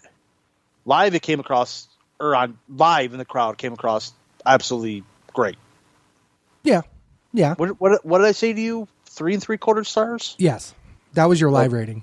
Well, that's actually the same rating I gave it for TV, but you didn't see how sloppy this match really was until you watch it on TV. Oh, really? Boy, it was sloppy. It still came across great. Still gave it 3 3/4 stars, but it was sloppy. Otis being the most over for the live crowd was... Huh? It didn't come over. I don't think it came over. Not on TV. Yeah. It seemed like it was a lot louder in the arena than it was on TV. Yeah, but this is also the same group of people that had one person trying to put over Catch Point again. So... that was you. That was me. It was literally only me. Again, too many double pins to where, whatever. Every fucking time it was like a double pin. I was like, God damn it. And then it finally started working for Miz and Morrison. Yeah. The right team won. Again. Yeah. But that was kind of that was where they were going with it to begin with. So I guess that made sense. Mm-hmm. I didn't. It was a great match. 3 3/4 stars is nothing but. It could have been better considering the talent. They put over a couple of different feuds, which was nice, but in the grand scheme of things, it was 3 3/4 is a good rating. Yeah. And now the show, the first 3 matches were good to great. And then it fell off a fucking cliff. Oh my God, here we go. No disqualification match. AJ Styles versus Aleister Black. Match went 23 minutes and 15 seconds. That was 23 minutes? Yes. God damn it. Fuck Dave Meltzer, give it 3.5 stars. Overrating piece of shit, as usual. The match did no favors for Black because it was essentially just there to further the Taker Styles feud. Yes, Black won, but it made him look like a goober. Yeah. Remember how he said live that he's only really selling the knee when he needs to? He was actually selling the whole match, so I'll give him credit for that. Okay. Yeah. It was a no DQ match. Why the fuck is the OC not interfering right away? Immediately. They're there literally to interfere. Because, that's just how they wanted to book the match. Right, but I mean, it's just like, what the fuck? They threatened to interfere in the first 5 minutes, and then they're like, nope, we're not going to, and then did nothing until the end. So, yeah, where Taker came out. Yeah, so it was stupid. There was no point. If they were done like a run-in or something, that would have been fine, but just to have him out there made no fucking sense. Yeah, why come out? Why come out in that respect? Aleister Black gets no fucking favors here. It makes him look like a fucking goober that couldn't beat AJ Styles, where he spent the vast majority of the time getting close to beating him, but not actually doing it. Requires a choke slam from Undertaker to get it. I don't want to say it's questionable booking because the plan was always going to be AJ Styles and Taker. But if you're going to add Aleister Black into that's been the plan since Crown Jewel. It was always the plan since Crown Jewel. There were a lot of rumors coming up to this that, hey, maybe they're going to do a tag match, 3-on-2, maybe 3-on-3 with Kane as well, and get a nice, that would have been great because then you could easily say that, okay, well, yeah, he couldn't beat him 1-on-1, but it was because it was a 3-on-1 attack and Taker and Kane came out to save. And then you can easily make the 3-on-3 tag and go from there. But we're not doing that. We're doing the 1-on-1 match with Styles and Mark. You're a mark for Mark. Shut up. No, well, that's the thing is that the angles now, AJ Styles is not, beating the Undertaker. He's just beating some asshole named Mark Calloway. Yeah, I know. And that's just bullshit. Honestly, it doesn't make any sense. And when he came out on Monday Night Raw, okay, biker, he's basically working his way back to Deadly Rider over here. So, I mean, whatever. And to bring Michelle McCool into the feud, that makes no sense. I'm over it already, and I shouldn't be. This is probably one of the we talked about it before in the early part of the show, that this could potentially be one of the greatest moments of, either one's career, because you got two. This is a dream match for the last 10 years. This was like the match everyone was looking at after Sting basically got injured to oblivion. So now it's going to happen in the Performance Center, and it's going to be a great feud up to it, and it's going to be a great match after. Then I'm not looking forward to it anymore. What'd you rate this match? 1 star. I gave it an okay match for a house show. And it did go way too long. 15 minutes too long, really. Yeah. Raw Tag Team Championship, Street Profits defends against Seth Rollins and Murphy. There's your draw. there's your draw. Right there. On the tag rope. Match with 18 minutes and 30 seconds. Fuck, Dave Meltzer gave it 3.5 stars. The best part of this match had nothing to do with either team. It was an okay match for a house show. Another match that just went way too long. But again, if you look at the card and there's no one drawing it, some of these matches are going to get time. So 1.5 stars of my 2.5 star rating is specifically for Kevin Owens and nobody else. Mark. You're damn fucking right. It was okay match. It was okay. It wasn't even an okay match. It really wasn't. It was okay. It was a shitty match. It was okay. Brought up by the quality of Kevin Owens. It was okay. Let's move this along. Because you had the Viking Raiders. There has been so... Hang on. There has been so much dead air on this show because we've stopped and we've had to look shit up and whatnot. But it's not going to even come close into comparison to the 9 minutes. We're not even there yet, bro. Calm down. Dead air in the main event. We're not even there yet, bro. Calm down. 3-on-1 handicap match for the Intercontinental title. Oh, go fuck yourself. Braun Strowman defends against Sami Zayn, Cesaro, and some Asian. Sleazy left. He paused me. Fuck you. I said some Asian. Go but Sami Zayn won, though. What the fuck was this match? It was more of an angle than an actual match. I kind of dug it. Not from a live perspective, but from a TV perspective. Yeah, from a live perspective, it was garbage. Sami Zayn winning the Intercontinental Championship finally rights a wrong that's been a long wrong for a while. Having him have his first singles title in main roster WWE is great. That being said, it required a 3-on-1 handicap match to get it done. It made sense. The angle made sense. The angle made sense. The 3-on-1 team actually won the match, which never happens. There was no infighting, which never happens. Mm-hmm. So it made sense. It was rare. I liked it.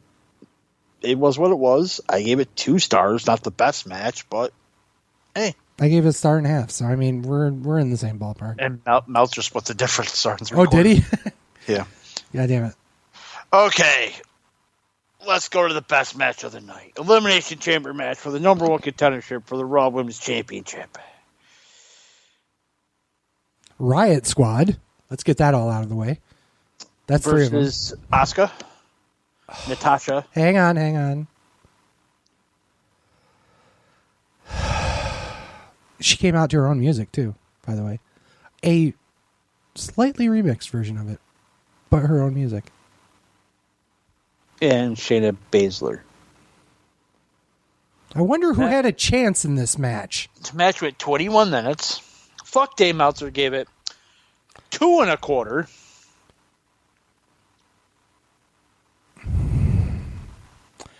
What? Fuck, Dave Meltzer gave it 2.25. Huh? Fuck, Dave Meltzer gave it 2.25. He must have been watching a different match. He was probably jerking off to New Japan while he was watching this. While it was effective at making Baszler look like a badass, it wasn't very entertaining. Not really. No. I disagree with that. Live, it came across as stupid as shit. On TV, it came across a little bit better. A little bit. Not much. I still disagree. But a little bit better. I still agree. No. Leave it to WWE to have 10,000 different options and then picking the worst fucking one.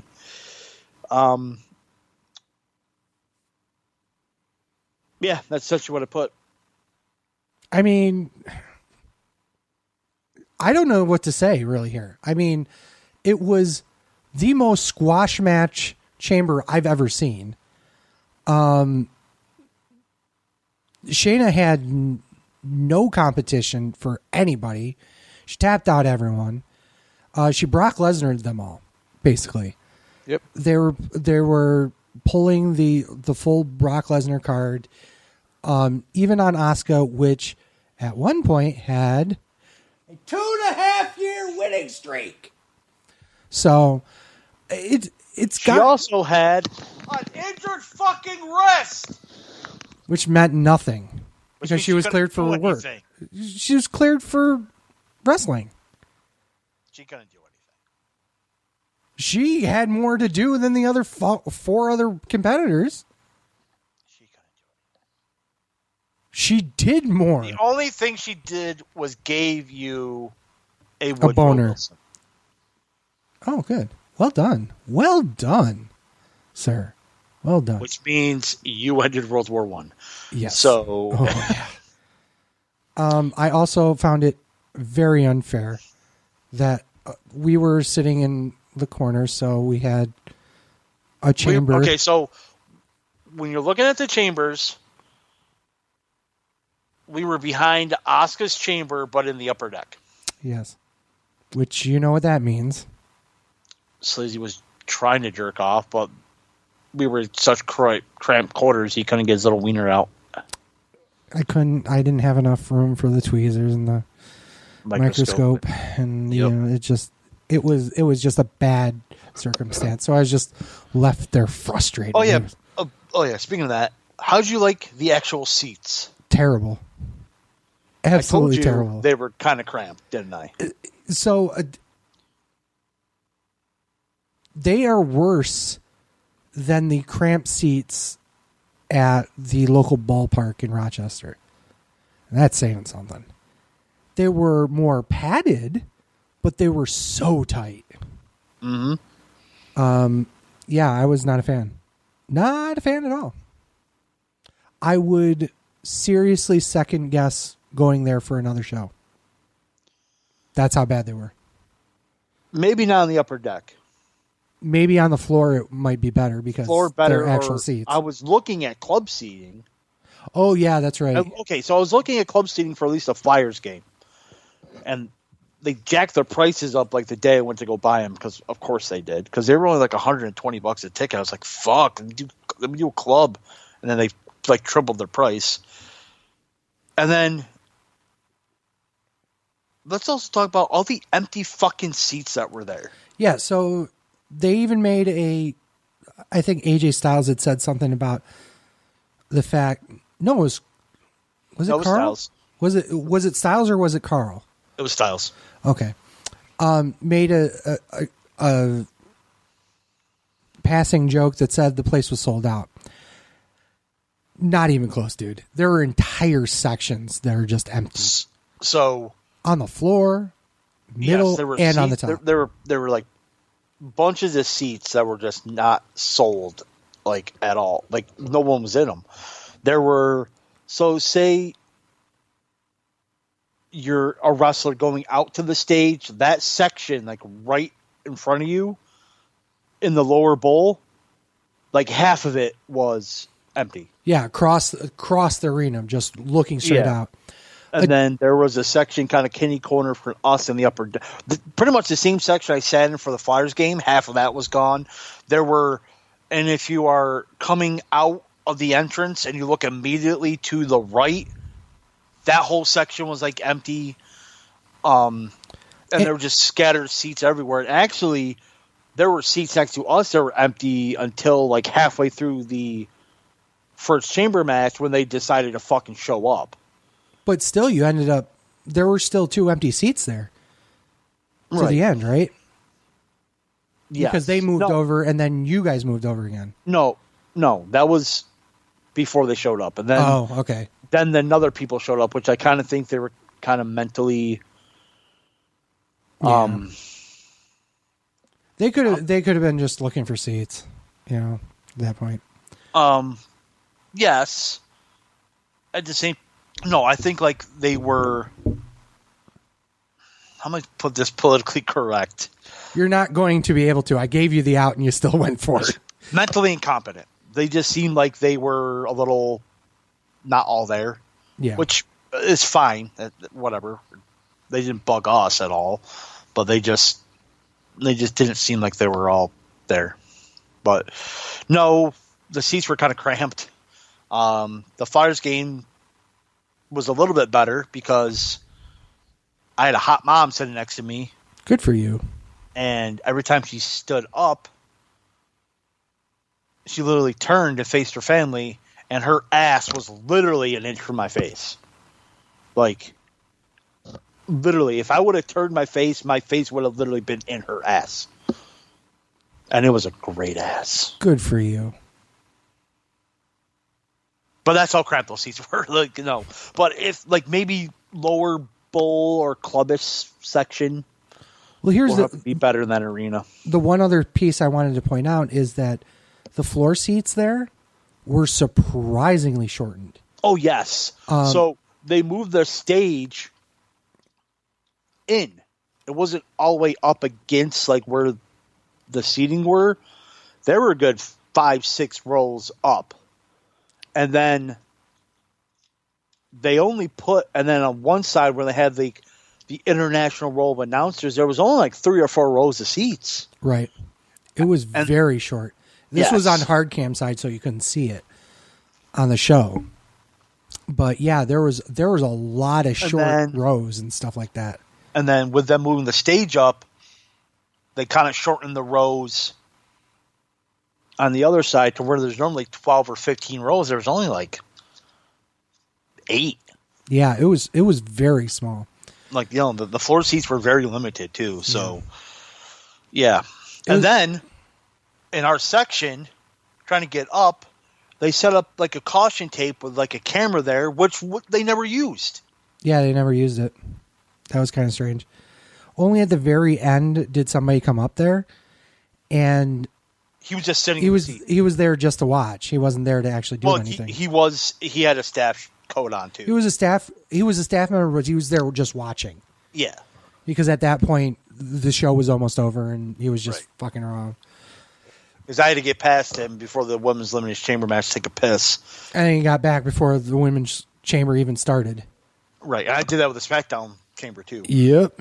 But no, like live, man, we like picking really bad shows to go to, don't we? We're very good at that. But we can say we went to the last pay-per-view before this shit fucking went down. Yep. It probably got Corona over it. It's going to be... that was actually fake. But it's going to be... I love how you had to make that... Yeah, that's fake. But my other costs were real. Fucking Mark. But it will go down in history as like the last pay-per-view before the shit went down. So we pick bad shows, but we also pick historic ones to go to. So it's weird. Bash at the Great American Bash. Muhammad Hassan. Yep. Edge's first title win. Yep. Asuka losing her streak because I have to rub that in. God damn it. Yeah. Yeah. I do believe that was also in the dead spot too. But anyway. God, fuck you. No, like, I guess. And you canceled your poker game. Canceled the poker game. That was not happening. AEW's canceled. We're taping this on the day we should have been going to AEW. We're moving the poker game. We're going to do a SummerSlam. Yep. We do plan, if they still are going to have it, a live watch-along of Extreme Rules in July, if they still have it. If they still have it. I think there's a good chance they'll have that. There might be. So we're playing everything by ear, obviously. We'll continue to do shows. Since hell, we're both probably going to be home within the next day or two. Oh, yeah. I have a feeling they're going to close my store down. So not by choice. Not by choice. So I have a feeling that we will be knocking out these watch-alongs that we've been promising. We could probably do one a week. We'll be bored, so tape a couple of them. So we'll continue to have content while this shit goes down. Oh, for sure. but we will. Yeah, I think WrestleMania, if they have it, will be our last thing we cover for the time being. Yeah, I as much as I think that the show must go on and so on and so forth, I think it's very unlikely that we're actually going to see a legitimate show here. I really do. Oh, but, so do I. We'll still review it because we're gluttons for punishment, as always. At least I won't have to watch this one twice. Yeah. So I only get to watch it once. Let's see here. I'm trying to think if there was anything else I wanted to cover wrestling wise. Oh, one thing that I keep promising that I'll do it, and they probably don't do it for the last 3 shows. So I wanted to say this now. PushStartMediaNetwork.com. They're a new podcast arena for obviously for gaming and sports and all that stuff. They're Caddy and CM are the say it are doing a fucking death match. Nope, not that. They're a great group of guys. Thank you. Really? Anyway, they're a great group of guys. I was getting there eventually. But they launched a new website called Push Start Media Network. They have a podcast network as well. Go check them out. Go to their website, pushstartmedianetwork.com. And obviously go to their, they have stuff on Apple Podcasts and whatnot. But yeah, great dudes. They've been on our show. We've been on their show. I've been on their show. You still need to get on there. But yeah, get over there. Check them out. Additionally, our podcast network, the Gear Network, check out our site. Specifically, go down to the what is it called? Support our shows. Support the network. Check out those links. Some of them include, let's say, we're in a toilet paper shortage. You know, it probably wouldn't be a bad idea to get some One Wipe Charlies. Ooh. Wink, wink, nudge, nudge. You can get, I think I'm good, though. I think you're good now. So I couldn't find toilet paper. Oh, anywhere. Jesus Christ. So I kind of went on the WB Mason site for my store and ordered 96 rolls of toilet paper because that was literally the only thing I could find. This is what happens in a crisis. You buy 96 rolls of toilet paper. But I'm not the only one that needs it, though. So yeah, well, you're passing it to a bunch of people. And by the way, I do have a gun in the house, so don't even fucking dare, fuckers. That was legitimately my only concern about going down to Philly is that we had the bottle of hand sanitizer in the car, and I was worried that someone was going to break in the car, not steal anything else but the hand sanitizer.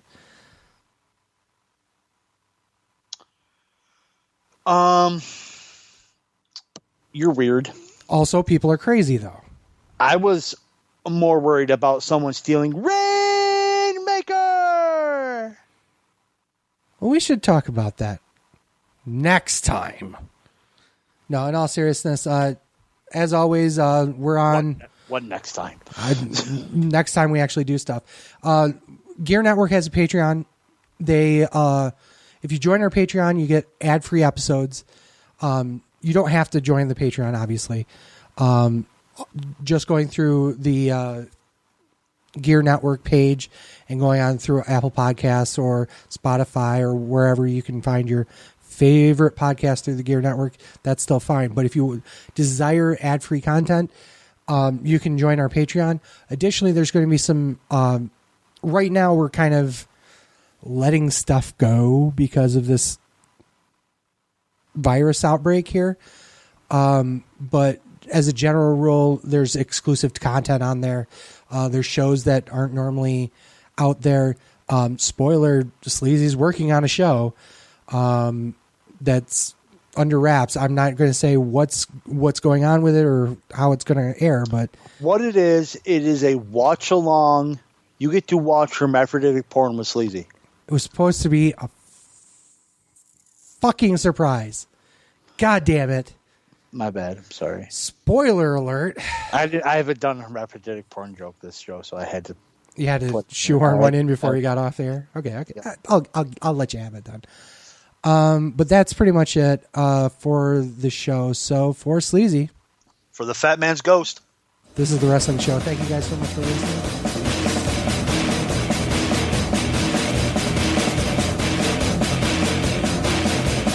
I'm a truth that you seem to run from. I'm an army of one. I'm a clip in your gun.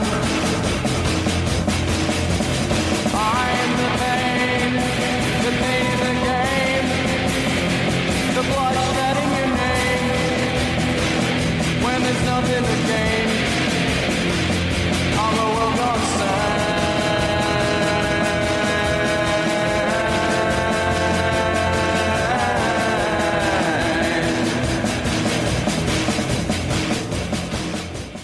The preceding presentation has been brought to you by the Gear Network.